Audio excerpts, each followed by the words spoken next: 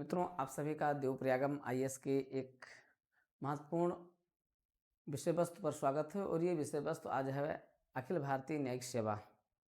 अखिल भारतीय न्यायिक सेवा क्या होती है, अखिल भारतीय न्यायिक सेवा क्यों गठित की जानी चाहिए, और संविधान दिवस पर माननीय राष्ट्रपति महोदया द्वारा हमें जिस प्रकार से देश को, जिस प्रकार से सिस्टम को, जिस प्रकार से सरकार को अखिल भारतीय न्यायिक सेवा एवं न्यायिक सेवा आयोग के गठन करने की बात कही गई है, और इस बात पर चिंता व्यक्त की गई है कि अभी तक हमारे यहाँ अखिल भारतीय सेवाएं क्यों नहीं गठित की गई। तो ये अपने आप में बड़ा ही महत्वपूर्ण मुद्दा बनता है। आज हम इसी पर बात करेंगे मित्रों। तो ये एक बड़ी बात है। एक तो सबसे बड़ी बात ये हुई कि देख रहे हैं आप डॉक्टर भीमराव अम्बेडकर, बाबा साहब भीमराव अम्बेडकर की प्रतिमा का सुप्रीम कोर्ट में ना होना बड़ी बात थी कि आप तक पिछले 70 साल हो गए और हम बाबा साहब के आदर्शों पर चलते हैं, गांधी जी के आदर्शों पर चलते हैं, और इनकी प्रतिमा इस सुप्रीम कोर्ट के परिसर में नहीं है, तो हमारी न्यायिक प्रक्रिया तो अधूरी रहेगी ही रहेगी। निश्चित रूप से इस कमी को फुलफिल किया गया है। माननीय राष्ट्रपति महोदया और हमारे ऑनरेबल चीफ जस्टिस साहब, इनकी पहल पर डॉक्टर भीमराव अम्बेडकर साहब, बाबा साहब अम्बेडकर की, जो कि संविधान के जनक भी कहे जाते हैं, प्रारूपकार थे, संविधान के शिल्पकार थे, और सभी के साथ मिल करके इन्होंने जिस तरीके से संविधान के निर्माण को, संविधान को एक बेहतरीन बनाने में अपना योगदान दिया था, निश्चित रूप से उस जीवंत संविधान के उस जीवंत पांडुलिपि को आज तक जिस तरीके से हम अक्षुण्ण बनाए हुए हैं, इनका बहुत बड़ा योगदान रहा। सुप्रीम कोर्ट में, इनकी सुप्रीम कोर्ट के परिसर में बाबा साहब के प्रतिमा का अनावरण हो जाना, प्रतिमा का स्थापित हो जाना, हम सभी को न्याय के प्रति सजगता, न्याय के प्रति सक्रियता की एक तरीके से प्रेरणा मिल रही है और प्रेरणा मिलती रहेगी। तो ये बहुत बड़ी बात है, बहुत बड़ी उपलब्धि है। लेकिन फिलहाल आज हम चर्चा करेंगे सुप्रीम कोर्ट के मुख्य न्यायाधीश द्वारा और ऑनरेबल हमारे प्रेसिडेंट महोदया द्वारा उन्होंने जिस प्रकार से ऑल इंडिया सर्विसेज की बात कही है और कहा कि इसका गठन होना चाहिए, आज हम उसी पर चर्चा करेंगे मित्रों। आते हैं, देखते हैं क्या है। अगर हम चर्चा करें, इसकी बात करें, तो देखते हैं क्या है। माननीय सुप्रीम कोर्ट के न्यायाधीश किस प्रकार से आज बात कर रहे हैं, चीफ जस्टिस ऑफ इंडिया, और हमारे राष्ट्रपति महोदया ने जो बातें कही हैं वो कितनी आवश्यक हैं और क्यों ऐसा होना चाहिए। अगर हम बात करते हैं, इसकी बात करें, तो आप देखिए, आप जानते हैं कि भारत में अभी भी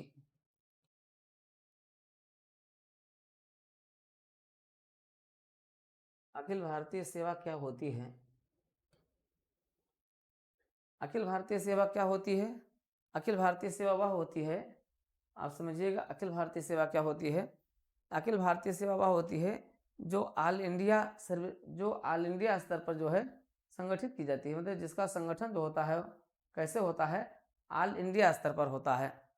ठीक है, अखिल भारतीय सेवा वह होती है जिसका गठन जो है ऑल इंडिया स्तर पर होता है, जो अखिल भारतीय स्तर पर जिसमें चयन होता है और अखिल भारतीय स्तर पर जिसमें मोबिलिटी पाई जाती है, इसमें गतिशीलता पाई जाती है, ऑल इंडिया मोबिलिटी पाई जाती है, अखिल भारतीय गतिशीलता पाई जाती है। अर्थात इनकी नियुक्ति, स्थानांतरण, पदोन्नति, ये सब जो है राज्य कैडरों पर होती है और देश भर में ये कहीं पर भी किसी भी रूप में जा सकते हैं।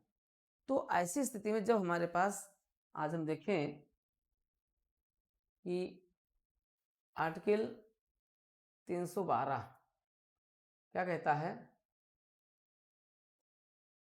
अखिल भारतीय सेवा के गठन का प्रावधान करता है। इसके गठन का प्रावधान करता है कौन? आर्टिकल 312। अब पहले से हमारे पास क्या है, हमारे पास IAS है, ऑल इंडिया सर्विसेज के रूप में, इंडियन एडमिनिस्ट्रेटिव सर्विसेज है, प्लस IPS है।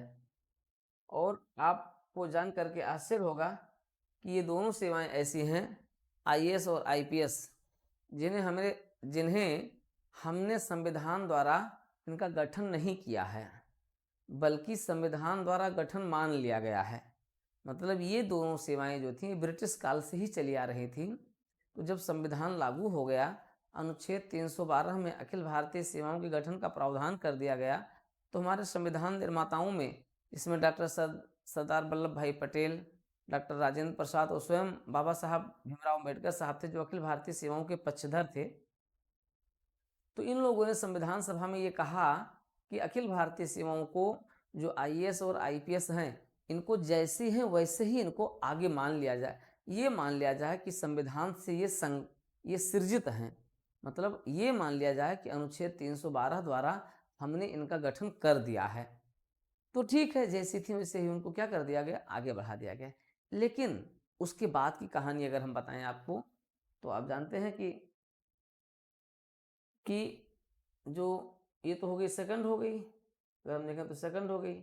थर्ड की अगर हम बात करें तो आपकी आती है आईएफएस आती है। IFS means Indian forest services, भारतीय वन एवं पर्यावरण सेवा। भारतीय वन सेवा की हम बात करें तो भारतीय वन सेवा हमारी जो है ये संविधान द्वारा सृजित की गई है।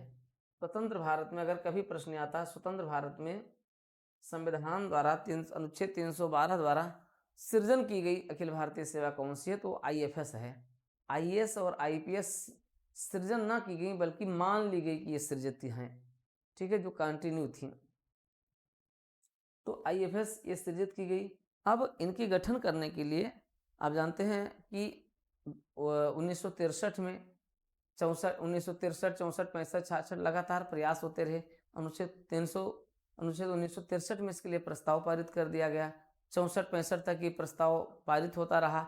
66 में इनका गठन कर दिया गया, लेकिन एक अखिल भारतीय सेवा का गठन किया गया। शेष प्रस्तावित की गई अखिल भारतीय सेवाएं आईएएस, आईएमएस ये सब नहीं गठित की गई।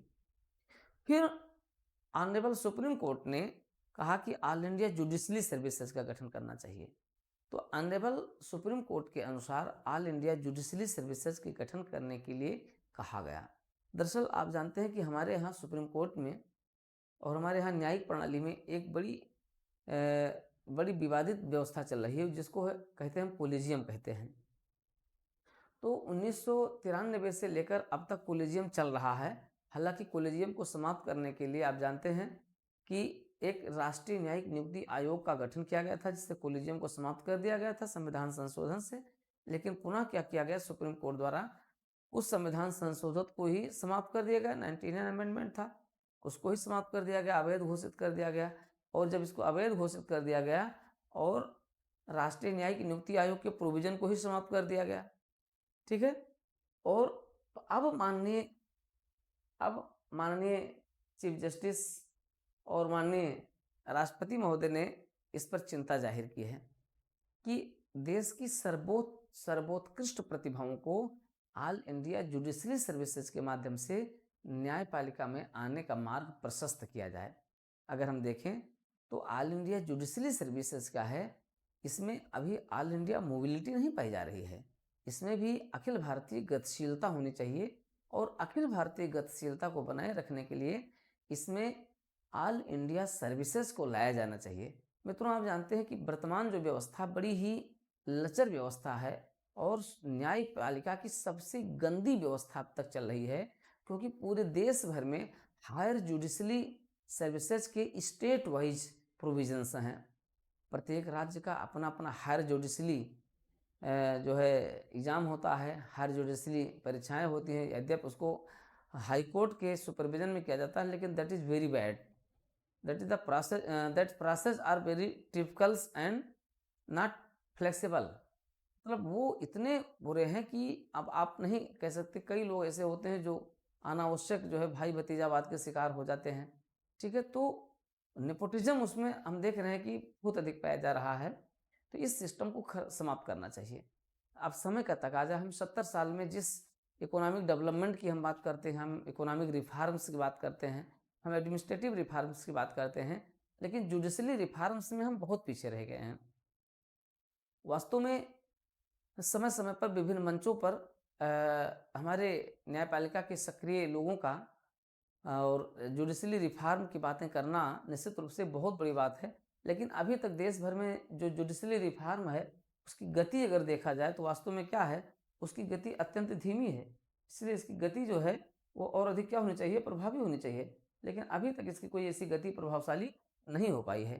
तो जुडिशली रिफॉर्म जो है होने चाहिए, और उस जुडिशली रिफॉर्म का जो सबसे बेहतरीन है वो होना चाहिए ऑल इंडिया जुडिशली सर्विसेज।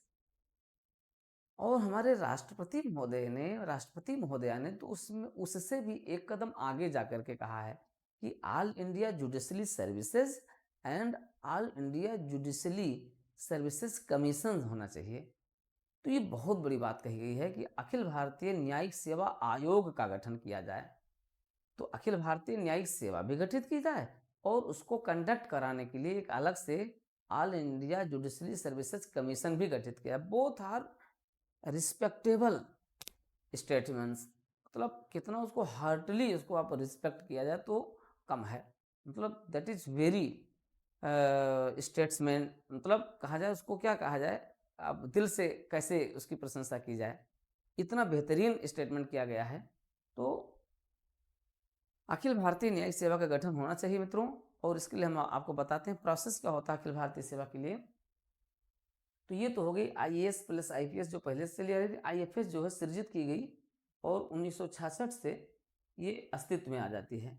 अब बचती है नई अखिल भारतीय सेवा ऑल इंडिया जुडिशरी सर्विसेज, ठीक है, ऑल इंडिया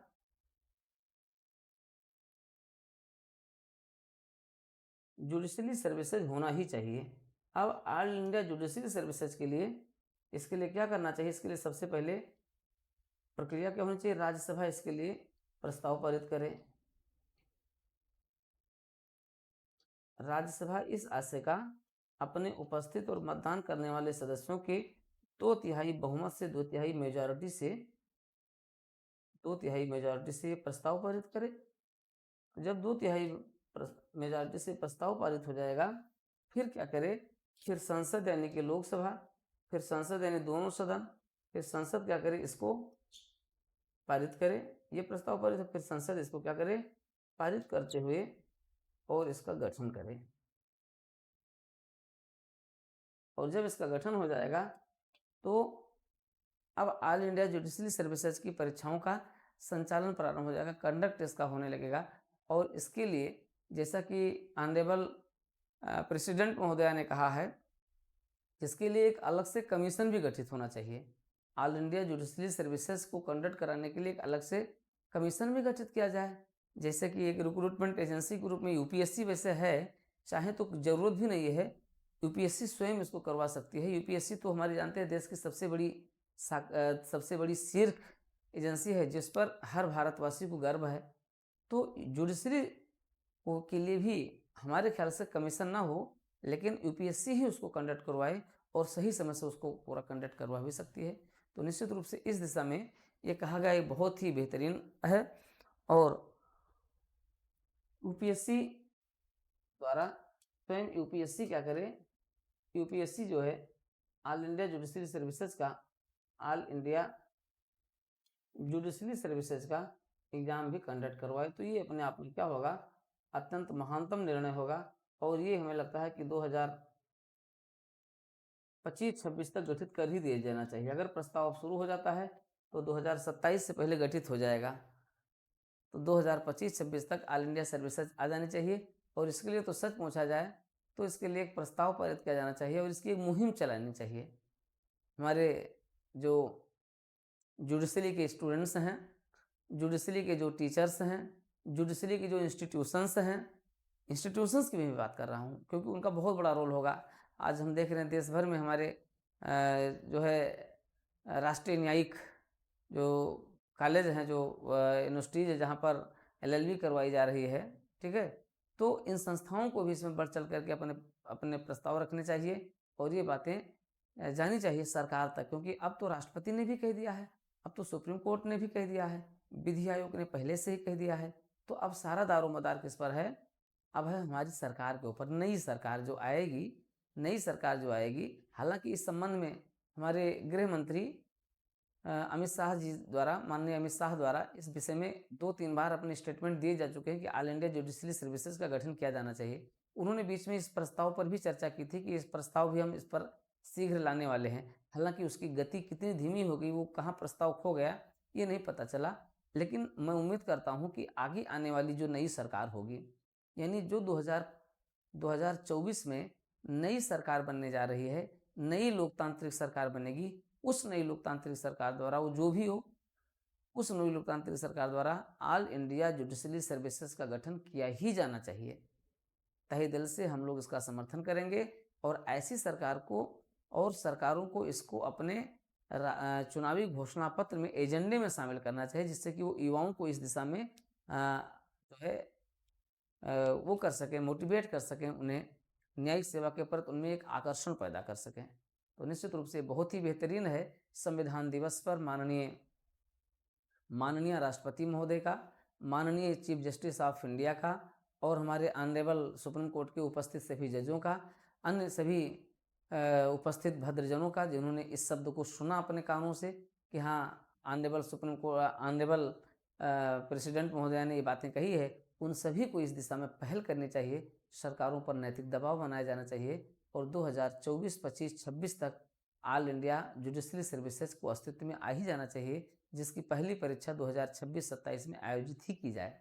तो निश्चित रूप से इसमें ढेर सारे पहलू हैं, पॉइंट हैं। आपके इंटरव्यू में भी ये पूछा जाता है, आपके प्रीलिम्स में भी है, ये मेंस में भी है, इंटरव्यू में भी यहाँ से जुड़े प्रश्न पूछे जाते हैं। आपको इस पूरी प्रक्रिया को समझना चाहिए। आर्टिकल 312 के बारे में भी आपको जानना चाहिए, जहाँ पर अखिल भारतीय सेवाओं का प्रोविजंस किया गया है। तो मित्रों, आज हम इस महत्वपूर्ण मुद्दे पर आपके साथ चर्चा किए हैं। आगे हम ऐसे ही सभी मुद्दों पर चर्चा करते रहें, लेकिन इसके लिए आप DPIS के साथ जरूर जुड़े रहें। DPIS को आप सब्सक्राइब करें, लाइक करें, शेयर करें और हमारे इस देवप्रयागम परिवार को आप अपने परिवार के रूप में मान करके इसके साथ जुड़ें और देश के नवनिर्माण में आप अपना बेहतर योगदान सकें। ढेर सारी शुभकामनाएं।